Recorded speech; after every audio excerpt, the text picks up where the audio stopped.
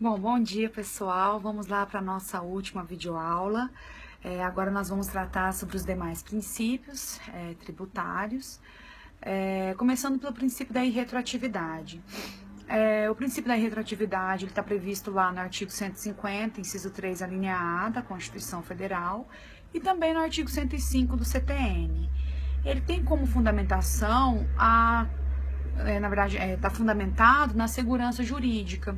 Segurança jurídica nada mais é que um meta-princípio, ela fundamenta, na verdade, todos os princípios tributários. Essa segurança jurídica, então, tem que ser analisada sempre como uma proteção ao contribuinte e nunca como uma proteção ao fisco. Uma vez que ela acaba sendo o fundamento de todos os princípios tributários e todos os princípios tributários são formas de limitação ao poder de tributar, a segurança jurídica está aí sempre ao lado, protegendo os interesses do contribuinte. Então, o princípio da irretroatividade, ele é fundamentado nessa segurança jurídica e ele impede que novas leis tributárias atinjam fatos geradores anteriores à data da sua vigência. O artigo 150, inciso 3, a linha A, fala lá basicamente que é vedada a cobrança de tributos pelos estados, Distrito Federal, municípios e pela União, em relação a fatos geradores ocorridos antes do início da vigência da lei que os houver instituído ou aumentado. Se uma lei, então, é instituída, uma lei institui ou aumenta um tributo, essa lei é aplicável a fatos geradores presentes e futuros, e nunca atingindo fatos geradores passados. Claro que existem duas exceções. A primeira delas é a lei expressamente interpretativa, essa retroage. A segunda é a lei mais benéfica em matéria de infração, que também retroage. A lei expressamente interpretativa, ela deve estar, então, previsto nessa lei, que ela é uma lei interpretativa, então tem que estar lá expresso nessa lei que ela é uma lei meramente interpretativa e ela deve buscar solucionar dúvidas interpretativas pré-existentes. Então existe lá um conflito entre interpretações e essa lei vem para solucionar esse conflito.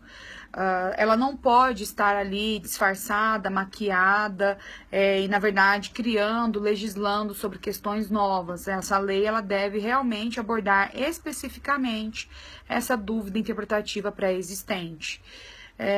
E quando a gente fala de lei mais benéfica em matéria de infração, isso significa que quando se tratar de uma lei que beneficia o contribuinte, quando se fala de multa por infrações cometidas, nesse caso, essa lei vai retroagir também a fatos geradores já ocorrido. Se uma determinada lei, ela vem alterar a porcentagem ali que deve ser paga a título de multa por cometimento de uma determinada infração, reduzindo, então, esse valor dessa multa, essa lei vai favorecer os casos anteriores à sua vigência. Com a ressalva de que não favorece casos já definitivamente julgados ou casos que já tenha sido quitada lá a dívida por conta de multa.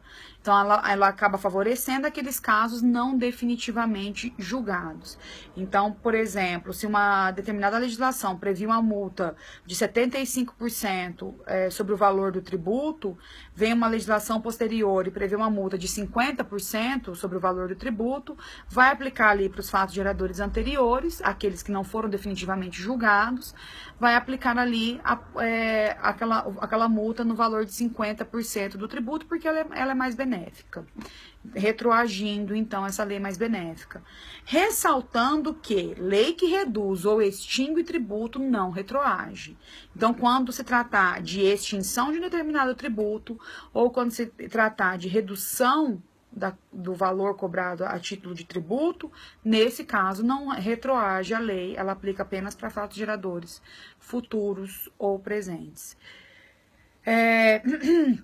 O outro princípio que nós devemos falar é o princípio da vedação do confisco. Ele está previsto no artigo 150, inciso 4 da Constituição, chamado também de princípio do não confisco. O princípio do não confisco, ele vem proibir a tributação com valor exorbitante, que tem ali um caráter confiscatório, que acaba tendo o efeito de inviabilizar, dificultar de forma... dificultar sobremaneira a atividade econômica. Então, por causa desse princípio da vedação do não confisco, da vedação do confisco ou princípio do não confisco, são proibidas as elevações súbitas de alíquotas, porque isso é entendido como tendo um efeito confiscatório. Impede também que alíquotas sejam próximas a 100%, porque isso também teria um caráter confiscatório, com exceção de tributos extrafiscais, que admitem ali alíquotas bastante elevadas.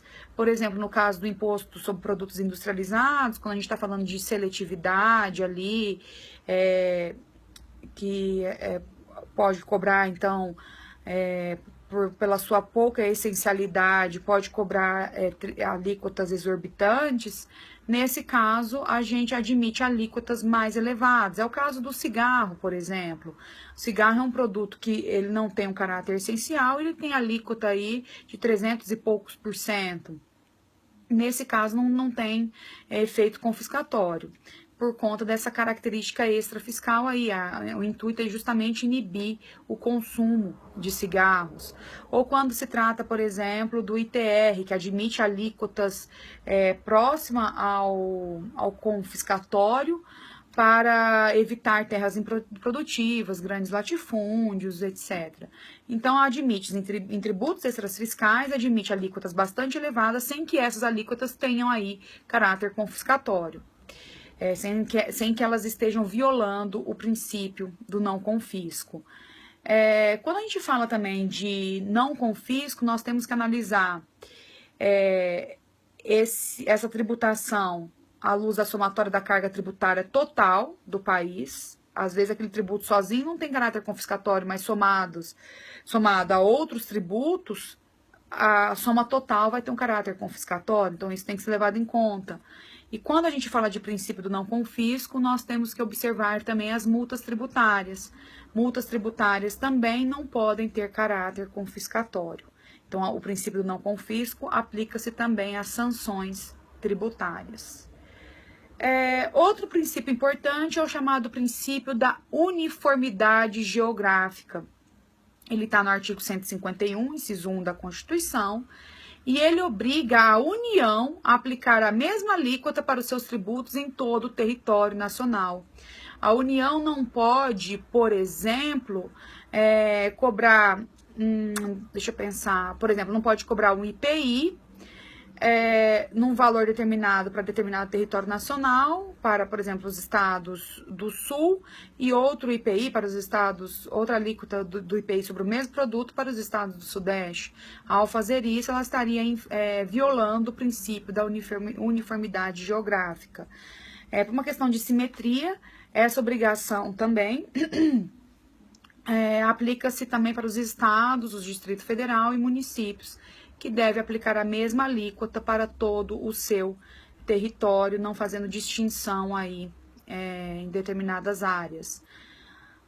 Com uma certa exceção a esse princípio da uniformidade geográfica, no Brasil admite-se incentivos fiscais para a promoção de desenvolvimento socioeconômico em diferentes regiões, como é o caso da Zona Franca de Manaus. Nesse caso, admite-se aí um certo tratamento diferenciado, que não vai ferir a uniformidade geográfica. Outros princípios também importantes, o princípio da não limitação, é proibido lá no artigo 150, inciso 5 da Constituição Federal, proíbe, então, que tributos sejam utilizados para restringir o trânsito de pessoas e bens no território nacional, ferindo aí a liberdade de ir e vir, tendo como exceção expressa na Constituição o próprio pedágio. Quando o pedágio ele é cobrado por o próprio ente federado de forma direta, nesse caso o pedágio vai ter uma característica aí de taxa. E esse pedágio ele é admitido, ele é admitido porque ele é previsto expressamente na Constituição Federal e não vai ser considerado como uma violação ao princípio da não limitação.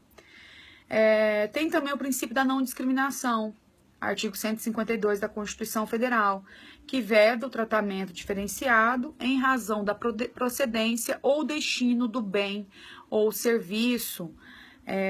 Graças a esse princípio da não discriminação, que se proíbe, por exemplo, a cobrança de IPVA diferenciado para veículos importados. Então, um veículo que vem do exterior, com as mesmas características de um veículo nacional, ter aí o IPVA diferenciado. Isso aí violaria o princípio da não discriminação. Bom, basicamente são esses os princípios mais importantes a serem tratados. Deixei por fim, por conta da sua grande relevância, o princípio da isonomia. O princípio da isonomia, ele está previsto no artigo 150, inciso 2 da Constituição Federal, e ele proíbe o tratamento diferenciado a contribuintes em situações equivalentes. A lógica é tratar os iguais de modo igual e os desiguais de modo desigual na medida de suas desigualdades. Esse princípio da isonomia ele tem uma dupla destinação. Ele é destinado a orientar o legislador, que deve garantir uma igualdade na lei, e também ele é orientado à administração tributária, que deve garantir uma igualdade perante a lei. Não pode haver tratamento, então, diferenciado entre contribuintes na mesma situação ou em situação similar. Por isso que desdobra-se desse princípio da isonomia, por exemplo, a irrelevância da capacidade civil. Para o direito tributário não é importante você ter ou não capacidade civil. Se você pratica a hipótese de incidência de um determinado tributo, você deve pagar aquele tributo independente de você ser plenamente capaz ou não. Se você possui, por exemplo, é proprietário de um determinado imóvel, tendo lá 8 anos de idade, sendo absolutamente incapaz, e você é proprietário de determinado imóvel, você deve pagar o IPTU. Você tem capacidade tributária aí para pagar o seu IPTU, ainda que não tenha capacidade civil. Pensar diferente seria violar um princípio da isonomia. Todos aqueles que são proprietários de imóveis, eles são, então, devem, então, pagar o IPTU, porque praticou a hipótese de incidência desse imposto, independente aí de ser ou não plenamente capaz no âmbito civil. Tem também o princípio do non-olet, ou o princípio da pecúnia non-olet, que é um princípio, que é um desdobramento do princípio da isonomia. Significa que,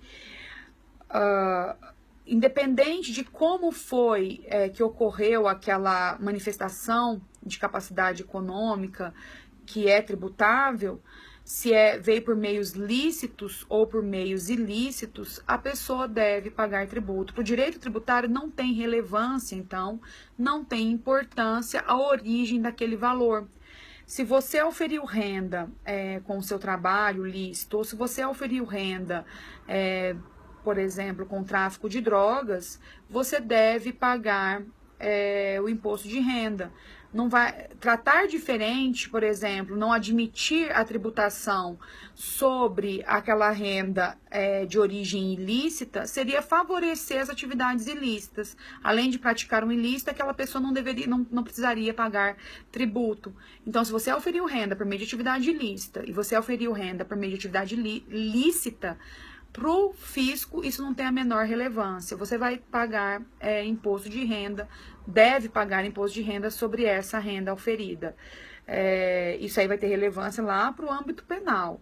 Aqui, para o âmbito tributário, em respeito ao princípio da isonomia, todos os tipos de todas as formas aí, todas as origens dessa renda serão tributadas independente se é lícita ou ilícita. E a gente tem também, como desdobramento do princípio da isonomia, o princípio da capacidade contributiva. A ideia é que você pague tributo quando for tributo de forma coerente com a sua capacidade contributiva, até em respeito ao não confisco. Cada um deve, então, pagar tributo conforme a sua capacidade, de forma que a pessoa que seja mais pobre no sentido financeiro pague menos tributo e aquela mais rica no sentido financeiro pague mais tributo, respeitando aí o princípio da isonomia. Bom, é isso, pessoal. Agradeço aí a atenção de todos e espero que vocês tenham aproveitado essas nossas videoaulas. Qualquer dúvida, vocês podem mandar para o meu e-mail, juliana.andrade@exanc.br, ok? Até mais!